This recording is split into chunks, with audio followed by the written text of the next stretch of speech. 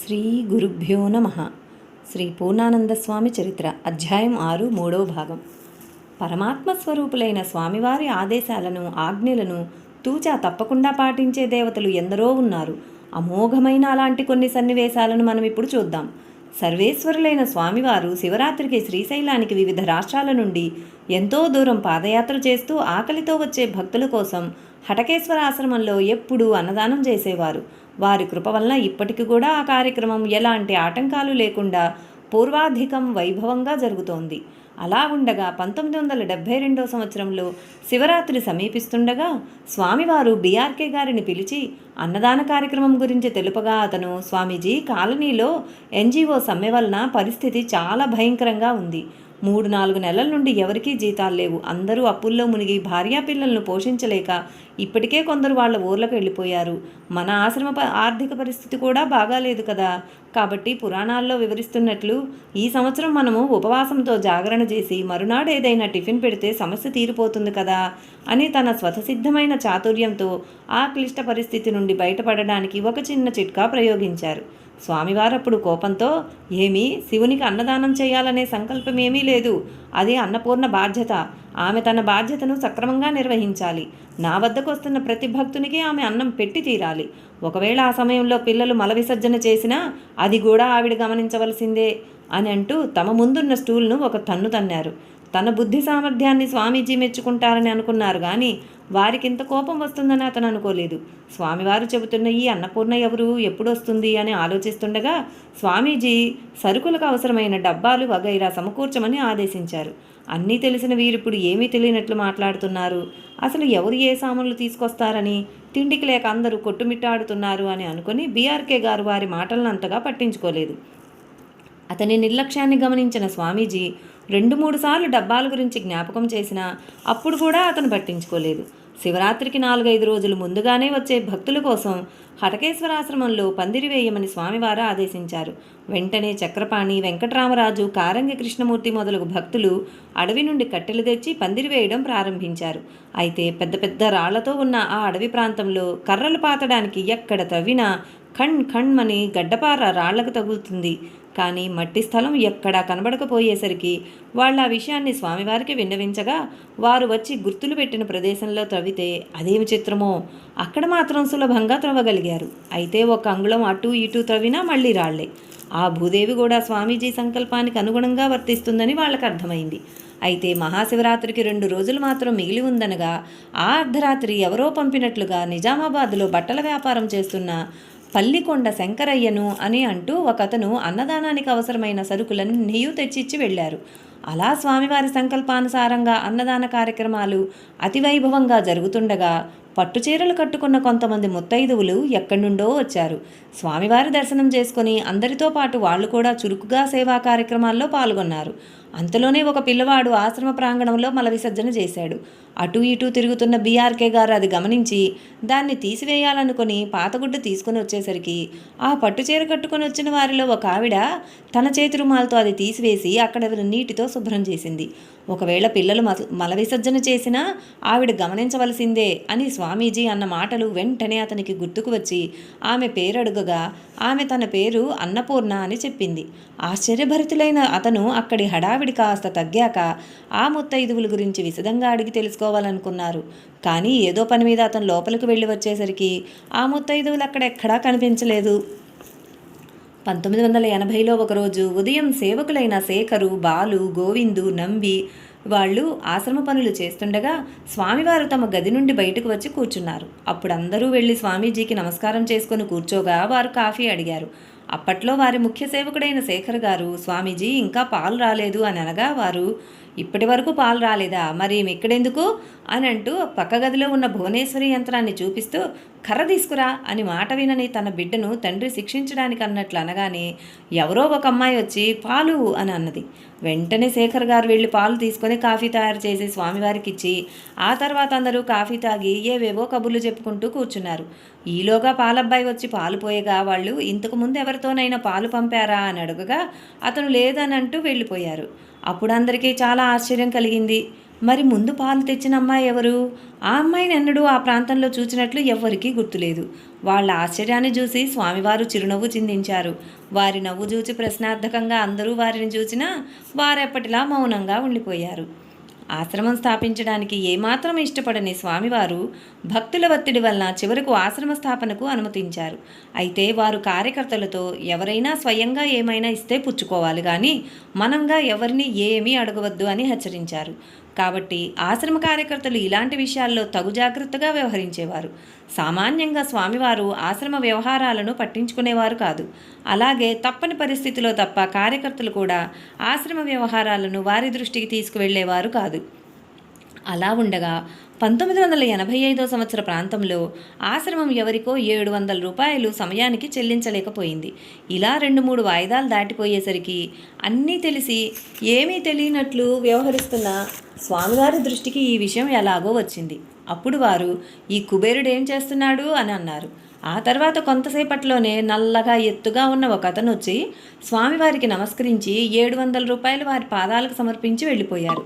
ఇందులోని విశేషం ఏమిటంటే మిగతా భక్తులందరికీ ఆ వచ్చిన వ్యక్తి ఒక సాధారణ వ్యక్తిగా కనబడగా కేబీవీజీ గారికి మాత్రం కిరీటం పెట్టుకుని పట్టు వస్త్రాలు ధరించి 10 వేళ్లకు 10 ఉంగరాలు పెట్టుకుని పురాణాల్లో వివరింపబడిన కుబేరుడు కనబడ్డారు.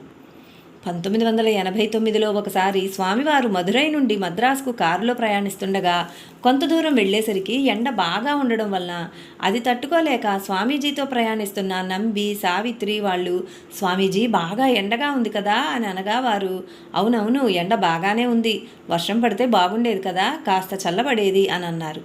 చిత్రం, వెంటనే ఆ కారు చుట్టూ వర్షం పడడం మొదలైంది.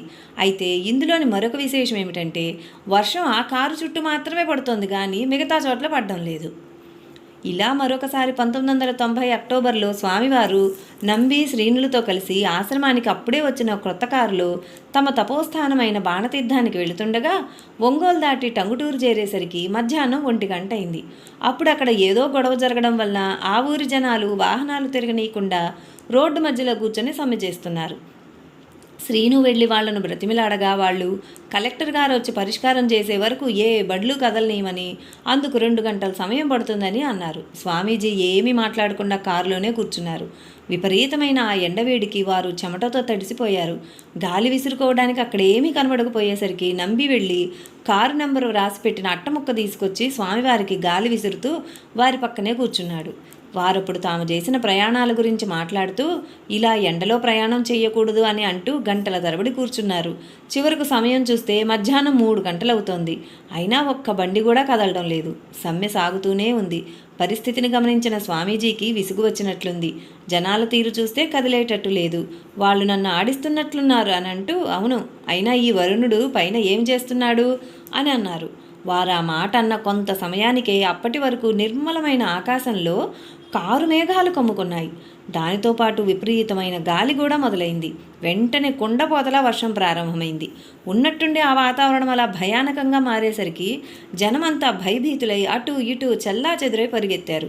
ఆ తుఫాన్లో 10 అడుగుల దూరంలోనున్న వస్తువులు కూడా సరిగా కనబడడం లేదు. రోడ్డుకు అడ్డంగా ఉండి గోల చేస్తున్న జనమంతా మటుమాయమయ్యారు. ఈ గందరగోళమంతా చూచి స్వామివారు ముసిముసిగా నవ్వుతూ కూర్చున్నారు. వాహనాలు తప్ప ఒక్క ప్రాణి కూడా రోడ్డుపై కనబడడం లేదు. ఆశ్చర్యభరితుడైన నంబి వెంటనే కారు స్టార్ట్ చేసి ప్రయాణం కొనసాగించాడు. వర్షం ద్వారా వరుణుడు స్వామీజీకి 2 రకాల సేవ చేశారు. ఒకటి, భరించలేని వేడిని తగ్గించారు. రెండవది, గందరగోళం చేసేవారిని పారద్రోలారు. 1976 సంవత్సరంలో వేసవికాలంలో స్వామివారు తమ భక్తులతో తమిళ రాష్ట్రానికి కారులో వెళుతూ మధ్యాహ్నానికి ఒక పల్లెటూరు చేరుకున్నారు. ఆ మండుటెండతో పాటు అందరినీ ఆకలి కూడా బాధించింది. స్వామివారి ఆదేశానుసారం వాళ్ళు ఒక గుడి దగ్గర ఆగారు. అప్పుడు దొరై స్వామి గారు తీసుకువచ్చిన ఆహార పదార్థాలను అందరూ కలిసి గుడి ప్రాంగణంలో కూర్చొని ఆరగిస్తుండగా సుమారు 90 సంవత్సరాల వయసు గల ఒక ముసలమ్మ చిరపరిచితురాలి వలె స్వామివారిని సమీపించి, ఏమి శివా, మాపై దయచూపవా, 4-5 సంవత్సరాల నుండి సరిగా వర్షాలు లేక జీవజాలం అంతా అల్లాడిపోతున్నది, పాపం ప్రాణులు ఎలా బ్రతకగలవు అని ఎంతో దీనంగా అడిగింది. అది చూసి ఆ భక్తులంతా ఆశ్చర్యపోయారు. ఈ మండుటెండలో ఈ ముసలమ్మ ఇప్పుడు ఎక్కడి నుండి వచ్చింది అని వాళ్ళు అనుకున్నారు. అన్నిటికంటే అందరినీ ఆశ్చర్యపరిచిన విషయం ఏమిటంటే, ఇంత జరిగినా స్వామివారు ఒక్కసారి కూడా ఆమె వైపు చూడలేదు. ఆమె అభ్యర్థనంతా వినిన తరువాత వారు చివరకు ఆమెకేమైనా పెట్టి పంపండి అని మాత్రం అన్నారు. ఇచ్చిన భిక్షను స్వీకరించి ఆ ముసలమ్మ మారు మాట్లాడకుండా వెంటనే అక్కడి నుండి వెళ్ళిపోయింది. భోజనాల అనంతరం విశ్రాంతి తీసుకున్న తర్వాత వెళదామన్న స్వామివారు వెంటనే బయలుదేరమని ఆదేశించగా అర్థం కాని వాళ్ళు ఆశ్చర్యంతో వెంటనే బయలుదేరారు. చిత్రం, అప్పటి వరకు నిర్మలమైన ఆకాశమంతా కారు మేఘాలతో కమ్ముకొని కుంభవృష్టి మొదలైంది. దారి కనిపించక హెడ్లైట్లు వేసిన ఫలితం లేక దొరైస్వామి గారు కారును రోడ్డు ప్రక్కకు ఆపివేశారు. భక్తులు ఆ అకాల వర్షం గురించి స్వామివారిని అడుగగా ఇప్పుడు వచ్చిపోయిన గ్రామదేవత ఆవేదనను మన్నించి ఆమె అభీష్టాన్ని నెరవేర్చాము అని అంటూ ఆ పరిస్థితిలో కారు నడుపలేని దొరైస్వామితో నీవేమీ భయపడనక్కర్లేదు, కారు దానికదే పోతుంది అని ధైర్యం ఇచ్చారు. అద్భుతం! అతనికి ఆ ప్రాంతమంతా కొత్త అయినా అతని ప్రమేయం లేకుండానే ఆ బండి ఒక విమానంలాగా దూసుకుపోతూ ఆ గ్రామం దాటి వెళ్ళిపోయింది. మహాత్ములు భక్తుల శ్రేయస్సు కొరకు యజ్ఞ జప తప పారాయణల వంటి మార్గాలు బోధిస్తుంటారు. భక్తి విశ్వాసాలతో వాటిని ఆచరించేటప్పుడు కలిగే ఆటంకాలు కూడా వారి కరుణ వలన తొలగిపోయి మంగళం కలుగుతుంది. 1984 సంవత్సరంలో ఒకరోజు స్వామివారు శ్రీశైలం వాస్తవ్యులైన రామమూర్తి గారు అనగా పన్నీరు రామమూర్తి, మల్లికార్జున శర్మ గారు మొదలగు కొంతమంది భక్తులను గురుచరిత్ర పారాయణం చేయమని ఆదేశించారు. వాళ్ళప్పుడు నెమలిపాదం చెట్టు క్రింద స్వామివారి సన్నిధిలో పారాయణం చేయడం మొదలుపెట్టారు. అయితే ఆ పారాయణం ముగియడానికి ఇంకా కొన్ని నిమిషాలు మిగిలి ఉందనగా నిర్మలమైన ఆకాశంలో కారు మబ్బులు కమ్మి దూరం నుండి వర్షం పడుతున్న శబ్దం వినబడింది. వాళ్ళప్పుడు స్వామివారితో, స్వామీజీ, ఈ వర్షం మమ్మల్ని పారాయణం ముగించనిచ్చేట్లు లేదు అని ఆందోళన పడగా వారు ఏమీ కాదు, మీ పని కానియండి అని అభయమిచ్చారు. అంతలోనే వర్షం ఆశ్రమం కాంపౌండ్ గోడ దగ్గరకు వచ్చింది. వర్షం అంటే భారీ వర్షం. విచిత్రం ఏమిటంటే ఏదో ఒక అదృశ్య శక్తి అడ్డుపడినట్లు ఆ వర్షం ఆశ్రమం అవతల పడుతుంది కానీ యువతల పడడం లేదు.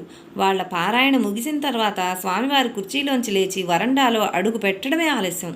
మరుక్షణమే ఆ భారీ వర్షం ఆశ్రమం దాటి శిఖరం వైపు సాగిపోయింది.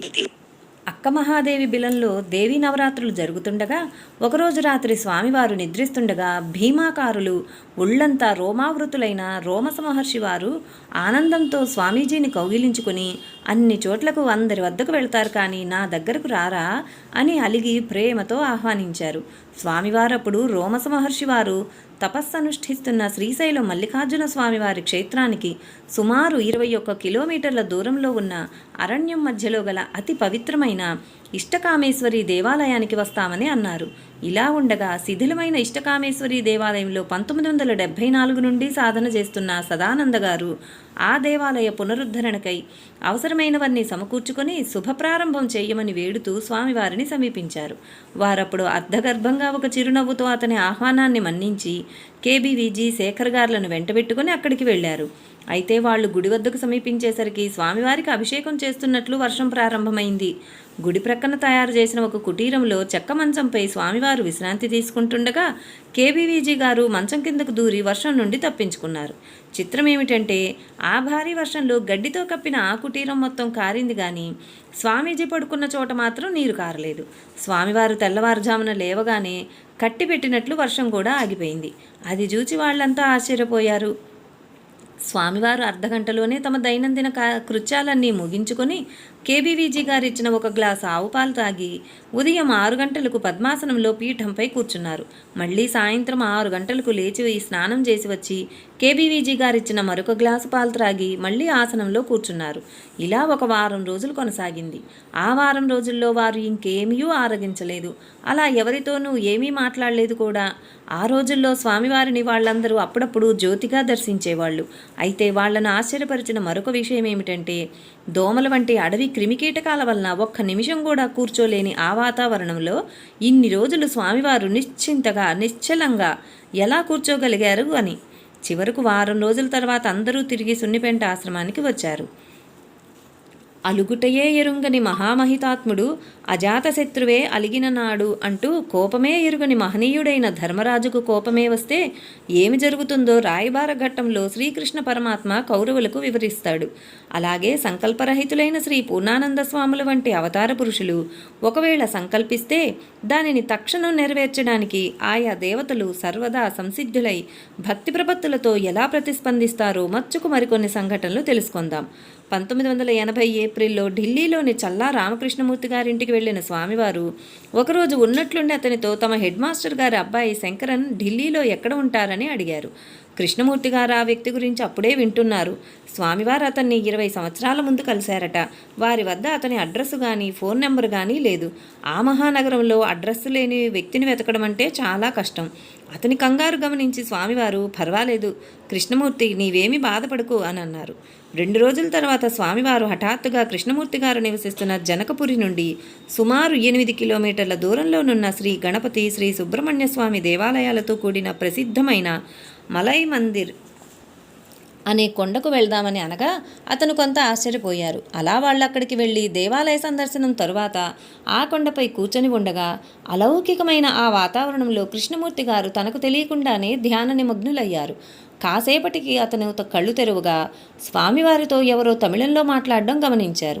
ఆకాంక్షభరితులైన కృష్ణమూర్తి గారి ప్రశ్నకు ఆ వ్యక్తి ఇలా జవాబిచ్చారు: నేను స్వామివారి హెడ్ మాస్టర్ గారి అబ్బాయి శంకరన్ను. మేము చిన్నప్పటి నుండి మిత్రులం, కానీ 20 సంవత్సరాల నుండి మేమిరువురం కలవలేదు. అయితే వీరు స్వామీజీగా ఉన్నారని విన్నాను. ఎప్పటి నుండో వీరిని కలవాలని తప్పిస్తున్నాను, కానీ అదృష్టవశాత్తు ఈరోజు కలిశాను. బ్యాంక్ ఆఫ్ బరోడాలో ఆఫీసర్గా ఉద్యోగం చేస్తున్న నాకు ఎందుకో ఈరోజు సాయంత్రం 4 గంటల నుండి ఈ మందిరానికి రావాలని ఒక తీవ్రమైన తలంపు కలిగింది. ఎప్పుడైనా ఆదివారం సెలవు రోజున ఈ గుడికి వస్తుంటాను, కానీ మిగతా రోజుల్లో రాను. ఎప్పటిలాగే ఆఫీసు నుండి నేరుగా ఇంటికి వెళ్ళాను, కానీ ఇంట్లో కూడా ఉండాలనిపించలేదు. అలా ఏదో ఒక అంతశ్చేతన వల్ల ఈ దేవాలయానికి వచ్చి ఒకసారి ప్రదక్షిణ చేశాను. అప్పుడు జటాజూటధారి అయిన వీరిని చూచి, అబ్బా వీరు కామేశ్వరంలా ఉన్నారే అని అనిపించింది. దగ్గరకు వెళ్ళాలా వద్దా అనే అనుమానంతో మళ్ళీ 2వసారి కూడా ప్రదక్షిణం చేశాను.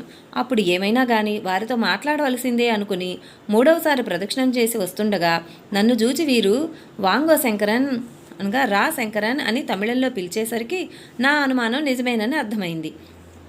అలా నా అదృష్టం వలన వీరిని ఇప్పుడు ఇక్కడ కలవగలిగానని అది విన్న కృష్ణమూర్తి గారికి కలిగిన ఆశ్చర్యం వర్ణనాతీతం. ఇది ఇలాగైతే 1969 సంవత్సరంలో స్వామివారు హటకేశ్వరానికి వచ్చిన క్రొత్తలో జరిగిన సన్నివేశాలను ఇప్పుడు చూద్దాం. శ్రీశైలం ప్రాజెక్టులో డివిజనల్ హెడ్ క్లర్క్గా పనిచేసే వెంకట సుబ్బన్న గారు వీలైనప్పుడల్లా స్వామివారిని దర్శించుకునేవారు. అలా ఒక గురువారం నాడు అతను స్వామివారితో, మా బాబుకు తిరుపతిలో పుట్టు వెంట్రుకలు తీయిస్తామని మొక్కుకున్నాము. అందున రేపు ఉదయమే బయలుదేరి వెళ్ళి అక్కడ శనివారం తలనీలాలు సమర్పించుకొని వస్తాము అని విన్నవించారు. స్వామివారు అప్పుడు, తలనీలాలు సమర్పించేందుకు తిరుపతికే వెళ్ళాలా? ఆ సమయానికి రమ్మంటే వాడే ఇచ్చటికి వస్తాడు కదా. ఆ తలనీలాలేవో ఆశ్రమంలోనే ఇవ్వవచ్చు కదా అని అన్నారు. ఎదురు చూడని ఆ మాటలకు బిత్తరపోయిన వెంకట సుబ్బన్న గారు అనాలోచితంగా, అలాగే స్వామీజీ అని అన్నారు. కానీ అతని ఇంటిలోని వారు అందుకు ఏమాత్రం ఒప్పుకోలేదు. మాట ప్రకారం మొక్కు చెల్లించకుంటే 7 కొండల వానితో ఏమి ప్రమాదం ముంచుకొస్తుందోనని భయంతో అనుకున్న ప్రకారమే వారు తిరుపతికి వెళ్ళారు. ఆ 2వ శనివారము ఆదివారము సెలవు దినాలే కావటంతో శిష్యులైన వెంకటరామరాజు, కారంగి కృష్ణమూర్తి గారు స్వామివారి సన్నిధిలో గడపాలని శుక్రవారం సాయంకాలానికే ఆశ్రమం చేరారు. శనివారం ఉదయమే స్వామివారితో పాటు పాలధార, పంచధారల వద్ద స్నానాదులు ముగించుకొని వచ్చి ఆశ్రమంలో కాఫీ సేవిస్తూ కూర్చున్నారు గురు శిష్యులు. ఉన్నట్టుండి స్వామివారు, వీడిట్లా పోయాడు, వాడిట్లా వచ్చాడు అన్నారు. ఎవరు పోయారో ఎవరొచ్చారో తెలియక అయోమయంతో స్వామివారి వంక ప్రశ్నార్థకంగా చూసిన శిష్యులకు వారి చిరునవ్వే సమాధానమైంది. సరిగ్గా అదే సమయంలో హటకేశ్వర ఆలయం వద్ద నారాయణ నారాయణ అంటూ మేఘ గంభీర స్వరంతో నామస్మరణ వినిపించగా ఎవరా అని ఆశ్రమం బయటకు వచ్చారు శిష్యులు. ఆశ్రమానికి సుపరిచితుడైన వ్యక్తిలాగా ఒక ఆజానుబాహుడైన పురుషుడు పెద్ద పెద్ద అంగలు వేసుకుంటూ నేరుగా ఆశ్రమం వైపే రావటం గమనించారు. అతనికి దాదాపు 50 సంవత్సరాల వయసు ఉండవచ్చు. చంకలో కృష్ణార్జునము, చేతిలో కమండలము, నుదిటిపై పెద్ద పెద్ద నిలువునామాలు. చూడగానే అతను ఒక సాధనా పురుషుడైన సాధుపుంగవునిగా ఆ శిష్యులకు అనిపించింది. చూస్తుండగానే ఆ సాధుపుంగవుడు సరాసరి ఆశ్రమంలోకి వెళ్ళి స్వామివారికి ప్రణామాలు ఆచరించారు. స్వామివారి సైతం అతన్ని సముచిత రీతిన సమాదరించి తమ సరసనే కూర్చుండబెట్టుకున్నారు. వెంకట సుబ్బన్న రాలేదు కదూ యథాలాపంగా అన్నారు స్వామీజీ. అతను రాలేదు స్వామీజీ. ఈరోజు ఉదయం తిరుపతిలో తలనీలాలు సమర్పించుకోవటానికి వీలుగా నిన్న ఉదయమే వారు తిరుపతికి వెళ్ళారని రాజుగారు విన్నవించారు. అర్థవంతంగా స్వామీజీ తల ఊపారు. వచ్చిన సాధు మహాశయుడు శని ఆదివారాలు ఆశ్రమంలోనే ఉండి జపధ్యానాదులతో స్వామివారి సాంగత్యంలో సంతోషంగా గడిపి సోమవారం తన దారిని తాను వెళ్ళిపోయారు. స్వామివారి కొందరు శిష్యులు ఆ సాధు పుంగవుని ఆశ్రమంలో దర్శించుకున్నారు. అయితే కర్మ పరిపక్వం కానిదే ఎవరికైనా కనువిప్పు కలగదన్నట్లు ప్రత్యక్షంగా చూస్తున్న శిష్యులు దాన్ని ఒక యాదృచ్ఛిక సంఘటనగానే తేలిగ్గా తీసుకున్నారే గాని ఆ వచ్చిన సాధు మహాశయుని అసలు స్వరూపాన్ని ఎవ్వరూ అణుమాత్రమైనా గుర్తించలేకపోయారు.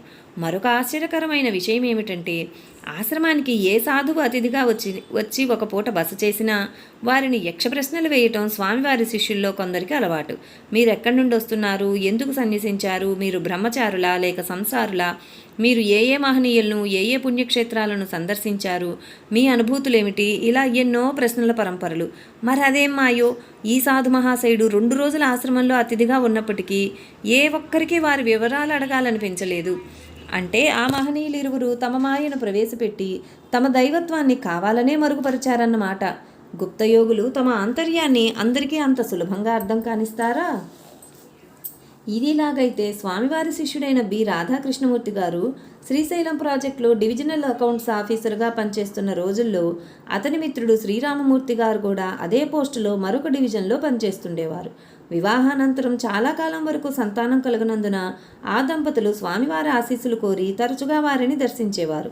వారికి త్వరలో ఒక మగపిల్లవాడు జన్మిస్తారని స్వామివారు ఆశీర్వదించగా, అలా మగపిల్లవాడే జన్మిస్తే వాడి పుట్టు వెంట్రుకలు మీ సన్నిధిలో తీయిస్తామని తనకు తానుగా మాటిచ్చారు. తదనంతరం ఉద్యోగరీత్యా అతను మరొక ప్రాంతానికి వెళ్ళారు. కొంతకాలానికి కొడుకు పుట్టినా స్వామివారికి ఇచ్చిన వాగ్దానం మరచి తన కొడుకునకు తిరుపతిలో పుట్టెంట్రుకలు తీయించాలని తిరుమల చేరి దైవ దర్శనానికై ఆ దంపతులు క్యూలో నిల్చున్నారు. ఇదిలా ఉండగా 1973 సంవత్సరంలో బీఆర్కే గారు స్వామివారికి సన్నిహిత భక్తుడైన స్వామి రంగయ్య గారు వారి కుటుంబ సభ్యులు స్వామీజీతో కలిసి కారులో దక్షిణ భారతంలోని దర్శనీయ స్థలాలను సందర్శించాలని బయలుదేరారు. ఆధ్యాత్మిక రంగంలో అత్యున్నత శిఖరాలను అందుకున్న మహనీయులను పవిత్ర పుణ్యక్షేత్రాలను దర్శించుకుంటూ చివరకు తిరుమల చేరి ఒక గెస్ట్ హౌస్లో బస చేశారు. స్వామివారు మినహా మిగతా అందరూ తిరుమలేశుని దర్శనానికై బయలుదేరారు. స్వామి రంగయ్య గారు శ్రీశైలం ప్రాజెక్టులో రిసెప్షన్ ఇంజనీరుగా పనిచేస్తూ ఉద్యోగరీత్యా మంత్రులు మొదలగు విఐపీలతో మంచి సాన్నిహిత్యం సంపాదించుకున్న వ్యక్తి.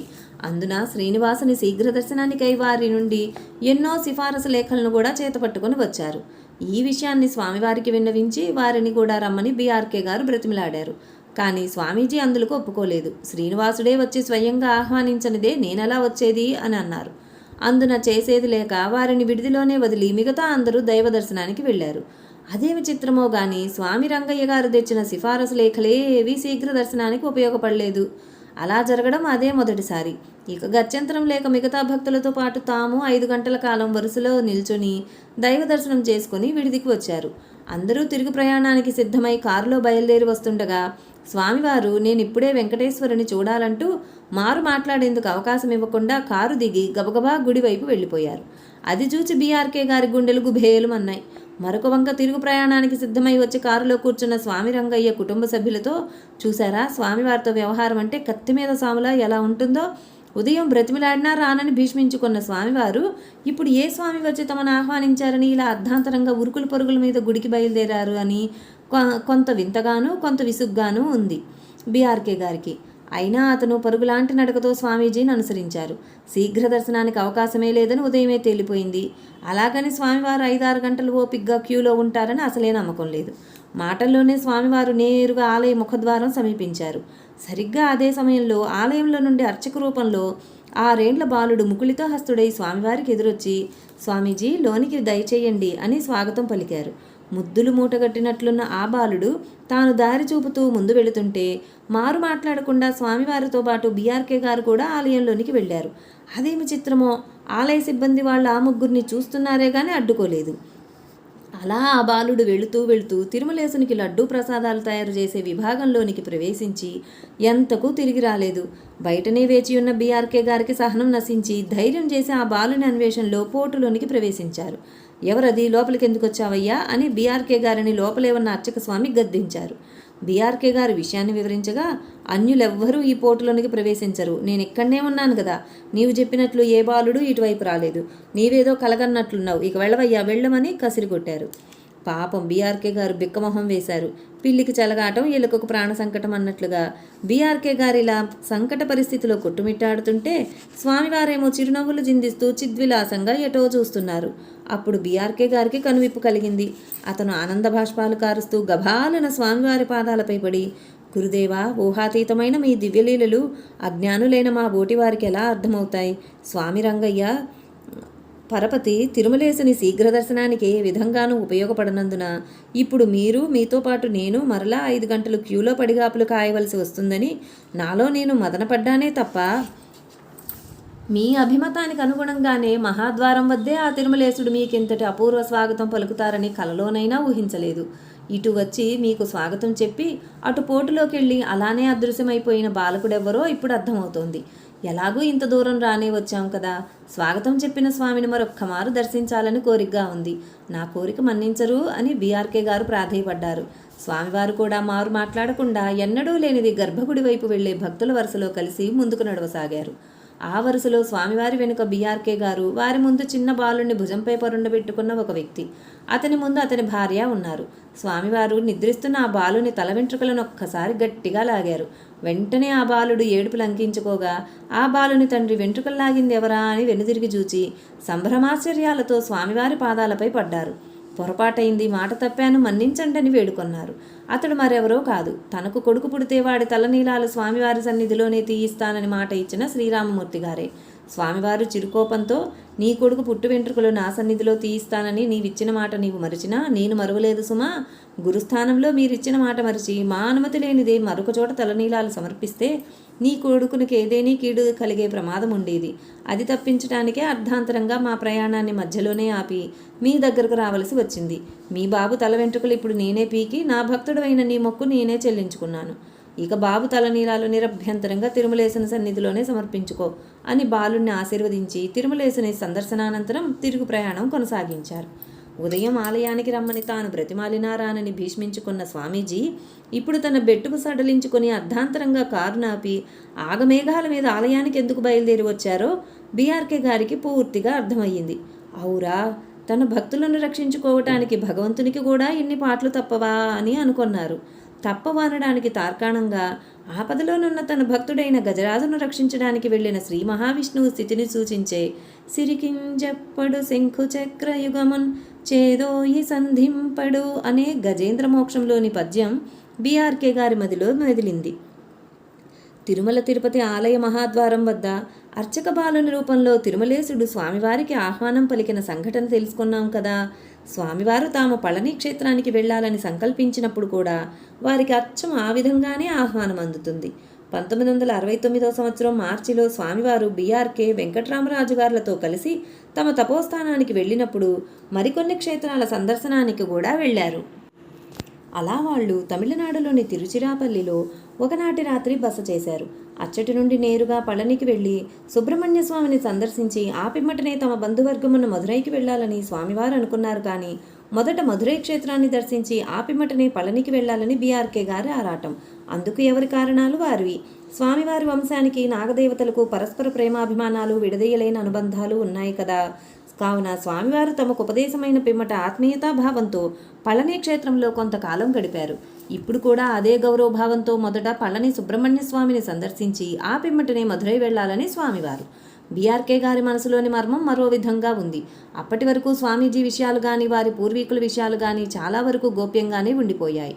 అందున స్వామివారి దగ్గరి బంధువులుంటున్న మధురై క్షేత్రానికే ముందుగా వెళితే వారి ద్వారా విషయసేకరణ చేసి తద్వారా స్వామివారి మహనీయతపై ఒక అవగాహనకు రావచ్చనేది అతని ఆరాటంలోనే ఆంతర్యం. సహజంగా స్వామివారు ఏ విషయం మీదనైనా సరే తమ అభిప్రాయాన్ని ఇతరులపై బలవంతంగా రుద్దరు. తమ అభిమతం ఏమిటో 1-2 సార్లు సూచనప్రాయంగా తెలియజేస్తారు. ఎదుటివారు దాన్ని అర్థం చేసుకుని అందుకనుగుణంగా ప్రవర్తిస్తే సరే. అలా కాక వారి సూచనలోని సూక్ష్మాన్ని గ్రహించకుండా తమ స్వంత తెలివితేటలను ఉపయోగించి అన్యథా ప్రవర్తిస్తే వారిని వారించకుండా వారి కర్మకు వారిని వదిలేస్తారు. ఇప్పుడు పళని ప్రయాణ విషయంలో కూడా అలాగే జరిగింది. మరురోజు ఉదయం స్వంత నిర్ణయంతో బీఆర్కే గారు మధురైకి 3 టికెట్లు తీసుకున్నారు. అలా వారు బయలుదేరిన బస్సు ఉదయం 9 గంటల ప్రాంతంలో ఇంకా డిండిగల్ 14 కిలోమీటర్ల దూరంలో ఉందనగా చెడిపోయింది. కండక్టర్ ఏమో మిమ్మల్ని వేరే బస్సులో పంపే ఏర్పాటు చేస్తానే కానీ టికెట్ పైసలు వాపసు ఇవ్వనంటాడు. ఆ దారిలో 1-2 బస్సులు వచ్చినా అవి ప్రయాణికులతో క్రిక్కిరిసి ఉన్నాయి. మధ్యాహ్నం 12 గంటలు దాటింది. స్వామివారు అలా బస్సులోనే కూర్చొని ఉన్నారు. ఉదయం 9 గంటలకు బస్సు దిగిన బీఆర్కే గారు మళ్ళీ ఆ బస్సు ఎక్కితే ఒట్టు. బస్సు ఎక్కితే స్వామివారు చూస్తారని భయం. భోజన సమయం సమీపిస్తోంది. అలాగని కండక్టర్ మాట కాదని వేరే బస్సుకైనా వెళ్దామంటే మదురై వరకు తీసుకున్న 3 టికెట్ల డబ్బులు ఏట్లో పోసినట్లే. కాలుగాలిన పిల్లిలా బస్సు బయట అటు ఇటూ తిరుగుతున్నారు బీఆర్కే గారు. దగ్గరలోనే ఉన్న డిండిగల్ వరకు వేరే బస్సులో ప్రయాణించి భోజనానంతరం తదుపరి ప్రయాణం గురించి ఆలోచిద్దామని భయంగా అతను స్వామివారికి విన్నవించారు. తమకెలా ఉచితమని తోస్తే అలాగే చేయండి అన్నారు స్వామివారు నిర్లిప్తంగా. అంతే. మదురై సంగతి తర్వాత ఆలోచించవచ్చని అతను అనుకున్నారు. ఎలాగైతేనేమి డిండిగల్ చేరారు. అచ్చటి నుండి పడమటి వైపు ప్రయాణిస్తే పళని, దక్షిణం వైపు ప్రయాణిస్తే మదురై వస్తాయి. భోంచేయాలని సమీపంలోని బ్రాహ్మణ హోటల్కు వెళ్ళగా ఆ హోటల్ యజమాని స్వామివారిని సాదరంగా ఆహ్వానించి అందరూ భోంచేసే కామన్ హాలు కాకుండా లోపలనున్న మరో గదికి ఆ ముగ్గురిని పిలుచుకొని వెళ్లారు. ఆశ్చర్యం! ఆ గదిలో 3 టేబుళ్లు 3 కుర్చీలు మాత్రమే ఉన్నాయి. ఆ టేబుళ్లు కూడా ఒక్కొక్కరు మాత్రమే భోంచేయడానికి వీలుగా ఉన్నాయి. దగ్గరనే ఉండి ఆ హోటల్ యజమాని ప్రత్యేక శ్రద్ధతో కొసరి వడ్డన చేస్తూ పెరుగు కూడా వడ్డించిన పిమ్మటనే క్యాష్ కౌంటర్ వద్దకు వెళ్లారు. అప్పుడొక విశేషం జరిగింది. పిన్న వయస్కుడైన ఒక వ్యక్తి బయట నుంచి సరాసరి స్వామివారు భోంచేస్తున్న గదిలోనికి వచ్చి స్వామివారికి సమీపంలో చేతులు కట్టుకుని వినమ్రుడై నిల్చున్నాడు. ఏమిటి అన్నట్లు అతని వైపు సాభిప్రాయంగా స్వామీజీ చూడగా అతను, స్వామి, పళనికి వెళ్ళటానికై ఈ హోటల్ ముందే ఒక ట్యాక్సీ సిద్ధంగా ఉంది.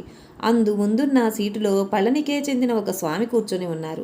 మీరు అతని ప్రక్కన కూర్చోవచ్చు. వెనక సీట్లో వీరిద్దరూ కూర్చుంటారు. తమరు వస్తామంటే మీ కొరకు కారు దగ్గర వేచి ఉంటాను అని అన్నాడు. స్వామివారు ఆ వ్యక్తికి బీఆర్కే గారిని చూపుతూ, వారిని అడగండి, మాదేం లేదు. ఒకవేళ వారు పళనికి వస్తామంటే నీవు అలాగే వేచి చూడు, లేదంటే అలాగే వెళ్ళిపో అన్నారు. మేము వస్తున్నాం, నీవు పద అంటూ బీఆర్కే గారు ఆ వ్యక్తిని పంపారు. కళ్ళనీళ్ల పర్యంతమై స్వామివారి వంక తిరిగి, మహానుభావ, చచ్చిన పాముని ఇంకా ఎందుకు చంపుతారు? ఏదో బుద్ధిగడ్డి తిని మీ సంకల్పానికి భిన్నంగా మదురైకి టిక్కెట్లు తీశాను. ఇక జన్మలో తెలిసి ఇలాంటి తప్పులు చెయ్యను, క్షమించండి అని వేడుకొన్నారు. ఉదయం నుండి గంభీర ముద్రలోనున్న స్వామివారు అప్పటికి గాని ప్రసన్నవదనులు కాలేదు. శిష్యుడు తన తప్పు తాను తెలుసుకున్నాడు, పైగా పశ్చాత్తాపడ్డాడు. ఏ గురువుకైనా కావలసింది అదే కదా. భోజనానంతరం బయటికి వచ్చి చూడగా ఆ ట్యాక్సీలో కేవలం పళనిస్వామి ఒక్కరే కూర్చొని ఉన్నారు కానీ ఇంకెవ్వరూ ప్రయాణికులు లేరు. స్వామివారు ఆ స్వామి సరసన బీఆర్కే రాజుగారు వెనక సీట్లో కూర్చోగానే ఆ ట్యాక్సీ పళనికి ప్రయాణమైంది. పళని చేరేలోగానే కాషాయాంబరధారి అయిన పళనిస్వామి గారు స్వామివారు చాలా సన్నిహితులయ్యారు. పళనిస్వామి ఆహ్వానాన్ని మన్నించి స్వామివారు శిష్య సమేతంగా వారి ఆశ్రమంలో విడిది చేశారు. ఆ సాయంకాలం కొండ మీదనున్న సుబ్రహ్మణ్య స్వామి ఆలయానికి శిష్య సమేతులై కాలినడకన బయలుదేరి వెళ్లారు స్వామీజీ. చిత్రం, అంతవరకు నిశ్శబ్దం రాజ్యమేలుతున్న ఆలయ ప్రాంగణం స్వామివారు పాదం పెట్టిన మరుక్షణం కేహో కేహో అనే నెమళ్ల కేరింతలతో మారుమోగిపోయింది. నెమళ్ల ఆనంద పారవస్యంతో పురివిప్పి నాట్యం చేయసాగాయి. స్వామివారిని స్వాగతిస్తున్నట్లు సుబ్రహ్మణ్య స్వామి వాహనాలైన నెమళ్లు చేసే సంరభం చూస్తుంటే పూర్ణానందుల వారి ఆగమనానికి ఆ పళని సుబ్రహ్మణ్య స్వామి వారు ఎంత సంప్రీతులయ్యారోనని అనిపించింది. పిమ్మట భోగమహర్షి యోగశక్తిచే నవపాషాణాలతో నిర్మితమైన శ్రీ పళని సుబ్రహ్మణ్య స్వామిని సందర్శించి వచ్చారు. స్వామివారి శిష్యులతో తిరుపతి వెంకటేశ్వరునికి బంగారు గోపురం ఉన్నట్లు ఈ సుబ్రహ్మణ్య స్వామికి ఒక బంగారు రథమే ఉన్నది. దానిని ఆ కనిపించే స్ట్రాంగ్ రూమ్లో భద్రపరిచి ఉంచారు. ప్రత్యేకమైన పండుగ రోజుల్లోనూ లేక భక్తులెవరైనా రథోత్సవానికై నిర్ణీత రుసుము చెల్లించిన సందర్భాల్లో మాత్రమే ఆ రథాన్ని బయటకు తీసి అలంకరిస్తారు అని అన్నారు. స్వామీజీ, ఆ స్వర్ణ రథాన్ని కనీసం తిలకించే సువర్ణావకాశం మాకెప్పుడు లభ్యమవుతుందో కదా అని శిష్యులంటే చూద్దాం అన్నట్లు భావయుక్తంగా స్వామీజీ తలనాడించారు. ఆలయ ప్రాంగణం నుండి 5-6 మెట్లు క్రిందికి దిగి వచ్చి అచ్చటనున్న హోటల్లో అందరూ కాఫీ సేవించారు. ఆ హోటల్ సమీపం నుండి ఆలయం వారు ఏర్పాటు చేసిన ఎలక్ట్రిక్ వించ్లో కూర్చుని నేరుగా కొండ దిగువకు వెళ్ళి అలాగే విడిదికి పోవాలని రాజుగారి ఉబలాటం. అందుకై టిక్కెట్లు తేవటానికే వెళుతున్న రాజుగారిని ఆపి స్వామివారు ఎందుకనో మళ్ళీ మెట్లెక్కి ఆలయం వైపు వెళ్లారు. సరిగా అప్పుడే స్వర్ణరథం భద్రపరిచిన స్ట్రాంగ్ రూమ్ తలుపులు తెరుస్తున్నారు. విచారించగా ఎవరో జడ్జి గారు వచ్చి రథోత్సవానికై ఇప్పుడే నిర్ణీత రుసుము చెల్లించారట. అందుకై అలంకరించాలని రథాన్ని బయటికి తీస్తున్నారట. ఇక శిష్యుల ఆనందానికి అవధులేముంటాయి? వీణుల విందైన వేణుగానము, శ్రావ్యమైన మంగళ వాయిద్యాల మధ్య రమణీయంగా అలంకృతమైన రథోత్సవం నయనానందకరంగా సాగుతోంది. ఆ రథోత్సవంలో పాల్గొంటూ రథాన్ని తాము లాగుతూ బీఆర్కే రాజుగారు పులకించిపోయారు. సాక్షిభూతులై ఇదంతా తిలకిస్తున్న స్వామివారు తమ శిష్యులు పడే ముచ్చట చూసి తాము మురిసిపోయారు. రథోత్సవం ముగిసిన పిమ్మట వించులో కొండ దిగి వచ్చి ఆ రాత్రికి పళని యోగి ఆశ్రమంలో ఆతిథ్యం స్వీకరించారు. మరుసటి రోజు సాయంకాలం శిష్య సమేతంగా స్వామివారు మధురై చేరుకున్నారు. కానీ రథోత్సవం నాటి రాత్రి రాజుగారికి ఎందుకో గాని పొద్దుపోయినా నిద్రపట్టలేదు. అతని అంతరంగంలో ఎన్నో ప్రశ్నలు ఉదయిస్తున్నాయి. స్వామివారి అభిమతానికి భిన్నంగా బీఆర్కే గారు మదురైకి టికెట్లు తీసుకున్నాడే అనుకుందాం. ఆ బస్సు మార్గ మధ్యంలోనే ఎందుకు చెడిపోవాలి? ఒకవేళ అది కాకతాళీయమేనా అనుకుందాం. మరి డిండిగల్లో హోటల్ మారుమూల గదిలో భోంచేసే స్వామివారి దగ్గరకు ఏదో పూర్వపరిచయం ఉన్న వ్యక్తి వలె ఆ ట్యాక్సీ డ్రైవర్ వచ్చి తమరు పళని వస్తారా అని అడగడం ఏంటి? అంతేగాక ఆ ట్యాక్సీలో ఎవరెవరు ఎక్కడ కూర్చోవాలో కూడా అతని సముచితంగా సూచించడం ఏంటి? సామాన్యంగా ట్యాక్సీ కెపాసిటీకి మించి ప్రయాణికులు ఎక్కితే గానీ కదలని ట్యాక్సీ డ్రైవరు కేవలం ఒకే ఒక్క ప్రయాణికుడు కూర్చుండగానే ఎలా బయలుదేరాడు? బయలుదేరిన వాడు ఆ హోటల్ వద్దనే ఎందుకు ఆపి స్వామీజీ కొరకై లోపలికి గదిలోకి వచ్చినట్లు? పళనిలో స్వామీజీ ఏ లాడ్జీలోనో దిగే ఆగత్యం రానియకుండా తనే ఆ ట్యాక్సీలో ముందుగా వచ్చి స్వామివారిని తన ఆశ్రమానికి ఆహ్వానించి ఆతిథ్యం ఇచ్చిన ఆ పళని స్వామి ఎవరు? స్వామివారి శిష్యుల కోరిక తీర్చటానికా అన్నట్లు అప్పటికప్పుడు వచ్చి రథోత్సవానికై రుసుము చెల్లించి రథోత్సవం జరిపించిన ఆ జడ్జి మహాశయుడెవరు? అన్ని జవాబులు దొరకని ప్రశ్నలే. ఇక ఉత్కంఠత భరించలేక రాజుగారు బీఆర్కే గారిని నిద్రలేపి తన సందేహాలను వెలిబుచ్చారు. విసుక్కుంటూ లేచిన బీఆర్కే గారు, రాజు, నీవు పిల్లోడివి కాదు, పెద్దోడివి కాదు. కాకపోతే ఏమిటి పిచ్చి ప్రశ్నలు? మదురైకి వెళ్లాల్సిన బస్సు మార్గమధ్యంలో చెడిపోయినప్పుడే నాకు అనుమానం వచ్చింది. అది ఈ మహానుభావుని మాయ తప్ప వేరే కాదని. ముక్కు మొహం తెలియని ట్యాక్సీ డ్రైవరు నేరుగా స్వామివారి దగ్గరికి వచ్చి మీరు పళనికి వస్తారా అని అడిగినప్పుడే నాకు జ్ఞానోదయం అయింది. ఆ బస్సు చెడిపోయి మనం పళనికి రాబట్టే కదా ఇన్ని అరుదైన మధురానుభూతులను అనుభవించగలిగాం. స్వామివారి మహనీయతను కనులారా గాంచగలిగాం. ఆ ట్యాక్సీ డ్రైవర్ అయినా, పళని యోగి అయినా, రథోత్సవం జరిపించిన జడ్జి గారైనా పళని క్షేత్రాన్ని సందర్శించాలి అనే మన స్వామీజీ సంకల్పాన్ని సఫలీకృతం చేయటానికై వచ్చిన వారే సుమా. ఆ మువ్వురు ఒకటే, ఆ ఒక్కరూ మరెవ్వరో కాదు, పళని సుబ్రహ్మణ్య స్వామివారే. అలా కాకపోతే ఆ నెమళ్ళ కేరింతలేంటి, వాటి నాట్యాలకు అర్థమేంటి? ఇప్పటికైనా అసలు విషయం అర్థమైందా అని భావయుక్తంగా వివరించగా రాజుగారికప్పుడంతా అర్థమైంది. మహద్గురు శ్రీ పూర్ణానంద స్వామి వారికి జై. లైక్ చేయండి, షేర్ చేయండి, సబ్స్క్రైబ్ చేయండి.